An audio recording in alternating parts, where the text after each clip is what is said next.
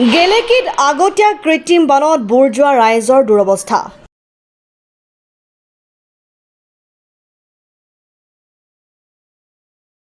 গেলেকী অঞ্চলৰ তলমৰাণ, ওপৰমৰাণ, শিঙিবিল, লাহনগাঁও, হাবিগাঁও, সোণাপুৰ, দৌলবাৰী, নামদাং ট্ৰাইবেল গাঁৱত আগতীয়া কৃত্ৰিম বানৰ ফলত হাহাকাৰময় পৰিস্থিতিৰ সৃষ্টি হৈছে। উল্লেখযোগ্য যে এই গাঁওকেইখনৰ মাজেৰে বৈ যোৱা দৈখনা আৰু ডেন্সি নদী সম্পূৰ্ণৰূপে পোত খাই পৰাৰ বাবে অভাৱনীয় হাৰত কৃত্ৰিম বানপানীৰ সৃষ্টি হোৱা দেখা গৈছে।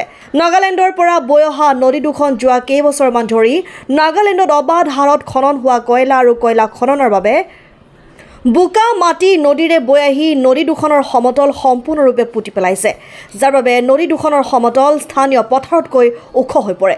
বাৰিষা সময়ত এই নদীৰ পানী সহজতেই স্থানীয় কৃষিজীৱী ৰাইজৰ পথাৰ, ঘৰ বাৰীত সোমাই বিস্তৰ ক্ষতি সাধন কৰে। যোৱা কেইবছৰমান আগতীয়া বাৰিষা হোৱা দেখা গৈছে এইকেইখন গাঁৱত। চৰকাৰে এই নদীকেইখন খননৰ ব্যৱস্থা নকৰাৰ বাবে পুনৰ এই বছৰো বানত ককবকাব লাগিব গাঁওবাসী। ভৰ বাৰিষা নহওঁতেই এই গাঁওকেইখনৰ ৰাইজৰ কৃত্ৰিম বানৰ সমস্যাই দেখা দিছে, যাৰ বাবে এতিয়া খোৱা পানীকে ধৰি অন্যান্য ভালেমান সমস্যাত ভুগিছে স্থানীয় অঞ্চলবাসী। গেলেকী অঞ্চলৰ মূল জ্বলন্ত সমস্যা হৈছে আমাৰ এই দৈখনা নদীখন।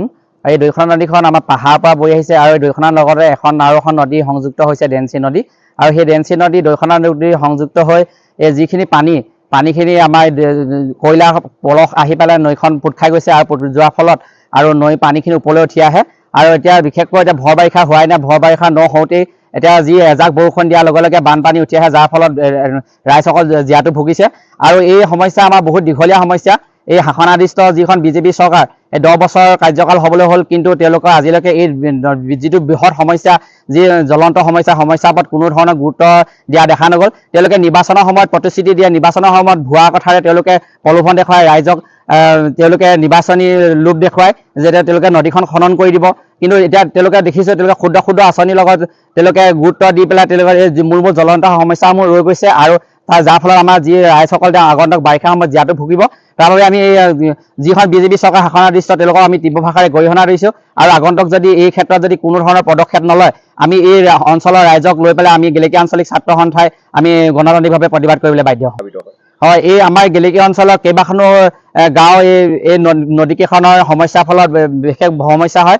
আৰু এই গাঁওকেইখন হৈছে লাহনগাঁও, শিঙিবিল, হাবিগাঁও, তাৰপিছত সোণাপুৰ আৰু নামদাং ট্ৰাইবেল গাঁও, দৌলবাৰী, তলমৰাণ গাঁও, ওপৰমৰাণ গাঁও, এই কেইবাখনো গাঁও ডুব যায় পানীত। এতিয়া এই শাসনাধিষ্ঠ চৰকাৰখনে যে তেওঁলোকে কয় যে হাৰ ঘৰ ঘৰ মে পানী,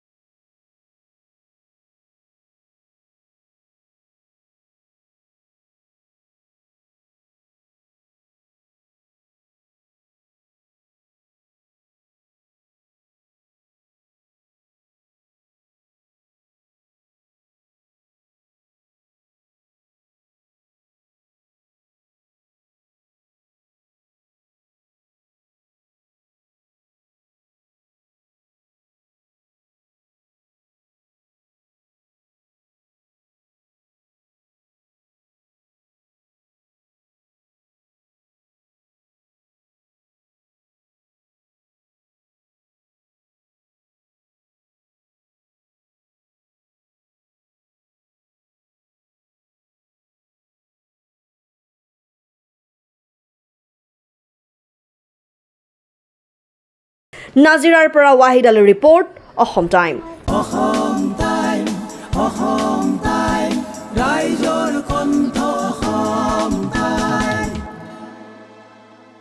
আপোনাৰ প্ৰিয় চহৰ নলবাৰীত নিজাববীয়াকৈ বসবাস কৰাৰ সপোন আছে নেকি? চহৰৰ মাজমজিয়াত মাটি কিনি ঘৰ সাজি লোৱাৰ সমস্যাই দেখা দিছে নেকি? সেই সমস্যা এতিয়া আৰু নাই। চহৰৰ মাজমজিয়াত মাটি নিকিনাকৈ নিজে ঘৰ নসজোৱাকৈ এটা বিলাসী ঘৰৰ গৰাকী হ'ব পাৰিব আপুনি। নলবাৰীত প্ৰথমবাৰৰ বাবে সেই সুবিধা আহিছে। নলবাৰীত প্ৰথমটো ৰেৰাৰ দ্বাৰা অনুমোদিত আটকধুনীয়া এপাৰ্টমেণ্ট এতিয়া চহৰৰ গোপাল বজাৰত। নিৰ্মাণ হৈ উঠিছে আটকধুনীয়া আহল বহল এপাৰ্টমেণ্ট তীৰ্থদ্বীপ এনক্লেভ।